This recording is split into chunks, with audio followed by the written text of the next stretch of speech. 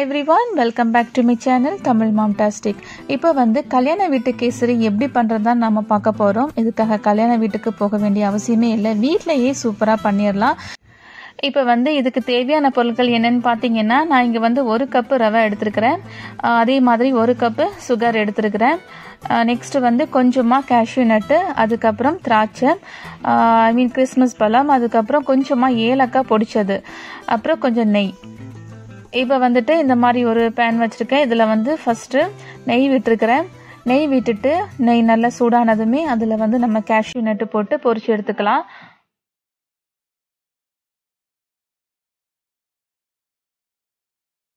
இப்போ கேஷ்யூ நட்டு நல்லா கோல்டன் கலராக ஃப்ரை ஆனதும் அதில் வந்து நம்ம சேர்க்க வேண்டியது கிறிஸ்மஸ் பழம், அதையும் போட்டுட்டு நல்லா வறுத்து எடுத்துடலாம்.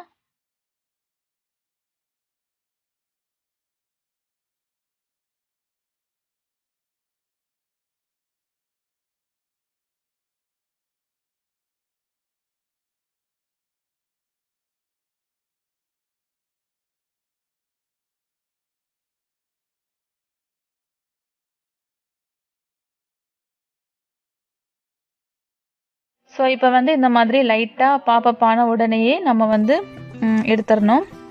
ஸோ நெக்ஸ்ட்டு பார்த்தீங்கன்னா, நம்ம எடுத்து வச்சுருந்த ரவை அதை போட்டு நல்லா வறுத்து எடுத்துக்கலாம். ஆக்சுவலி இது வந்து ரோஸ்டடு ரவை தான், இருந்தாலும் நம்ம நெய்யில் வந்து ஜஸ்ட்டு வறுக்கணும். ஸோ இந்த மாதிரி நம்ம ரோஸ்ட் பண்ணும்போது பார்த்தீங்கன்னா அதோட வாசனை வரணும். இப்போ ரவை வந்து நல்ல பொன்னிறமாக வறுக்கக்கூடாது, அது வந்து ஜஸ்ட்டு ஒரு அரோமா, அது ஃப்ளேவர் வந்ததுமே நம்ம அதை இறக்கிற வேண்டியது தான்.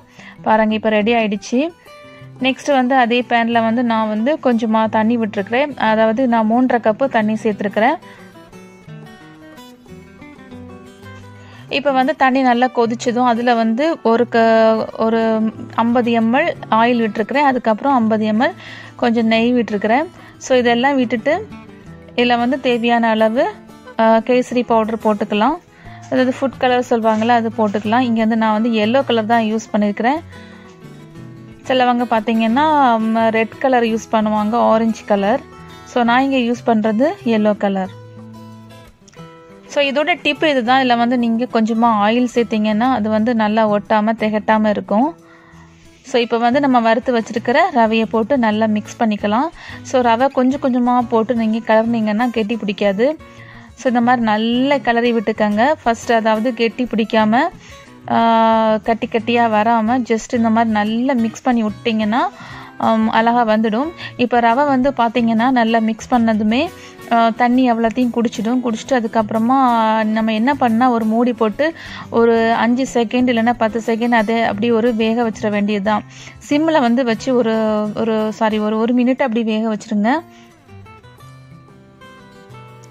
இப்படி மூடி வச்சுட்டு சிம்மில் வச்சு 1 மினிட் வேக வச்சுருங்க. இப்போ 1 மினிட் கழிஞ்சதுமே ஜஸ்ட்டு மறுபடியும் இந்த மாதிரி நல்லா கிளறி விட்டுக்கலாம். ஸோ இதுக்கப்புறம் தான் நம்ம சர்க்கரை சேர்க்க போகிறோம். இப்போ சர்க்கரை சேர்த்ததுமே அது நல்லா இலகி வரும், அதாவது சர்க்கரை வந்து உருகி இது வந்து கொஞ்சம் தண்ணியான மாதிரி இருக்கும், அதுக்கப்புறம் ரொம்ப சாஃப்ட் ஆகிடும். ஸோ கட்டி இல்லாமல் இந்த மாதிரி கிளறி விட்டுட்டே இருங்க. இது பார்த்தீங்கன்னா டோட்டலாகவே நம்ம இந்த கேசரி பண்ணுறதுக்கு ஒரு 5 நிமிஷம் தான் ஆகும். ஸோ இந்த மாதிரி நல்லா கிளறி விட்டுக்கோங்க.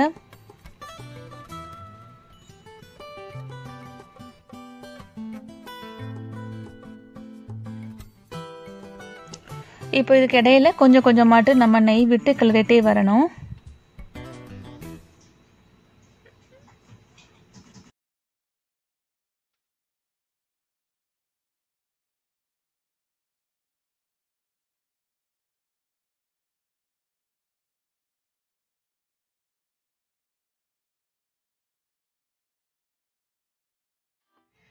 ஸோ இந்த மாதிரி நல்லா கிளறி விட்டுக்கோங்க. ஸோ இப்போ ஆல்மோஸ்ட் ரெடி ஆயிடுச்சு. ஸோ இப்போ நம்ம வறுத்து வச்சிருக்கிற முந்திரி, திராட்சை இதெல்லாம் போட்டுக்கலாம். ஜஸ்ட் போட்டுட்டு நல்லா கிளறி விட்டுட்டு இறக்கிற வேண்டியதுதான். இப்போ நம்மளோட அருமையான கல்யாண வீட்டு கேசரி ரெடி ஆயிடுச்சு. இப்போ நான் சேர்க்குறது வந்து ஏலக்காய் பவுட்ரு, நீங்கள் வந்து ஏலக்காவை பொடிச்சு கூட போடலாம். இதோட ஃப்ளேவர் வந்து சூப்பராக இருக்கும், நல்ல டேஸ்ட்டாக இருக்கும். ஸோ கண்டிப்பாக நீங்கள் இந்த ரெசிபியை ட்ரை பண்ணி பாருங்கள். அவ்வளோதான், நம்மளோட கல்யாண வீட்டு கேசரி ரெடி ஆயிடுச்சு. ஸோ இந்த வீடியோ பிடிச்சிருந்தா லைக் பண்ணுங்கள், ஷேர் பண்ணுங்கள் அண்ட் கமெண்ட் பண்ணுங்கள்.